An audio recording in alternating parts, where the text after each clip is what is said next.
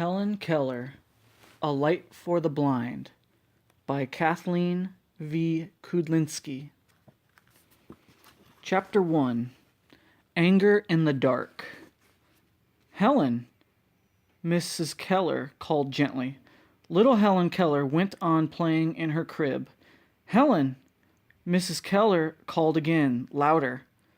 The pretty blonde child did nothing. Mrs. Keller came right up behind Helen, put her lips next to her daughter's ear, and yelled, "Helen!" Her baby still didn't move. Captain Keller brought a kerosene lantern into his child's room.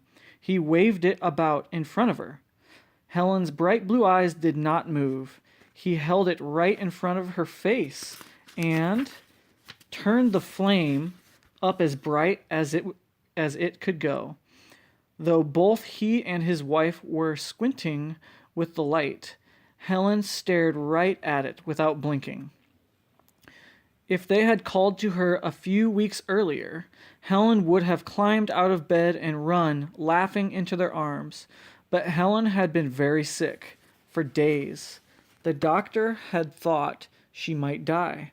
Now, finally, the fever was gone. Helen would live. But the Kellers were finding horrible changes in their only child. Helen had been a perfectly healthy baby for a year and a half. Now she could not see. She could not hear either.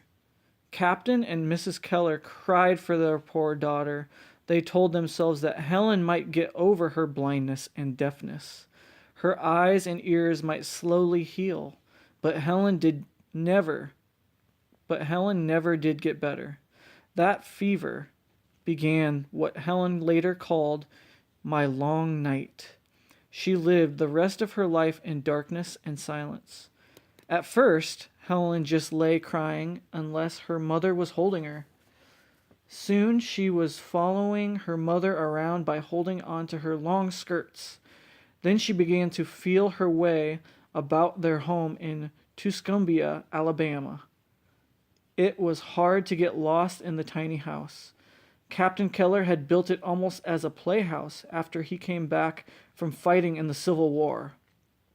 He had brought his new wife there, and there on June 27th, 1888, Helen was born.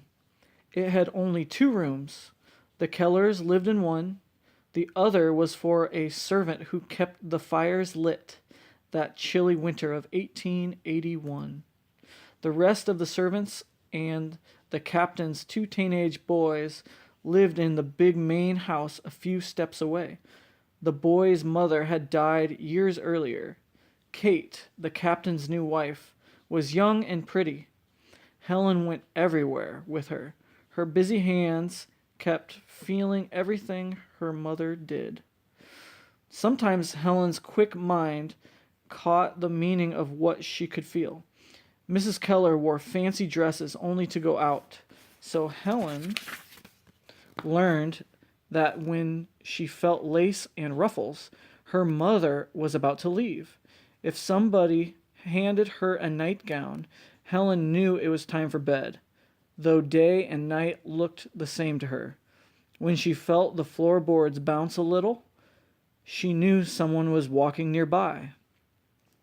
Other things that Helen made no sense at all to her.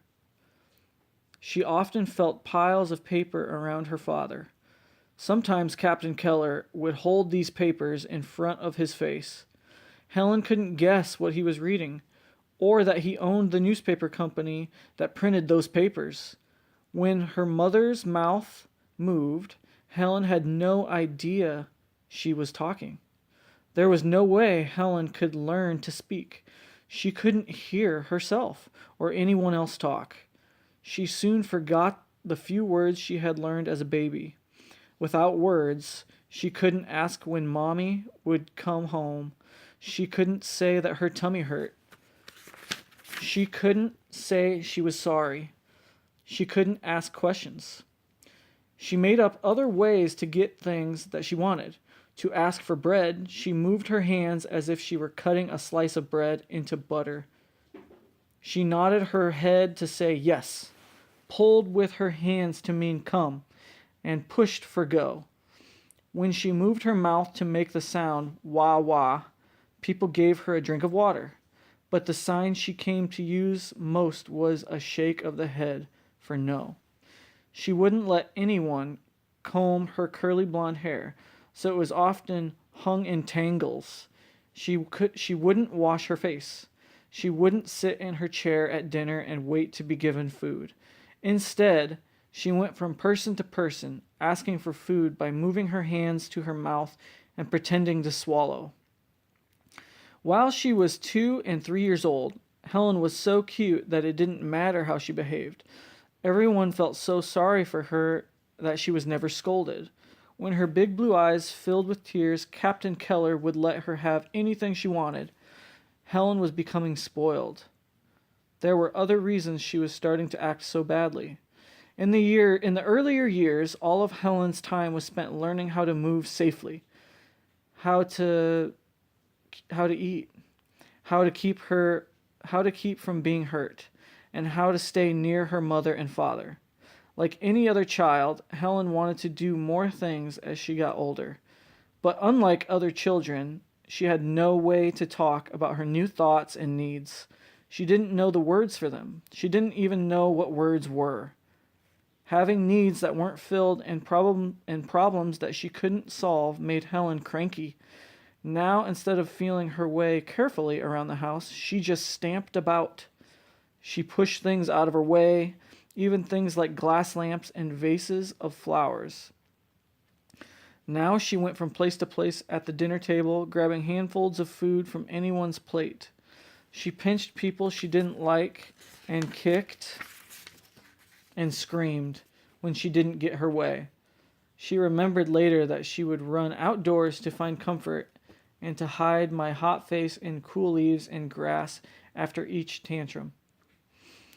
After one awful visit to her grandmother's house, Captain and Mrs. Keller were told never to bring Helen there again. Her aunts and uncles thought the sickness had ruined her brain as well as her eyes and ears. Helen's parents had guessed that she was very smart, but there was no way they could prove it. In a book by the famous writer Mark Twain, Mrs. Keller read about a woman named Laura Bridgman. Laura was deaf and blind like Helen, but she had been taught to speak with her hands.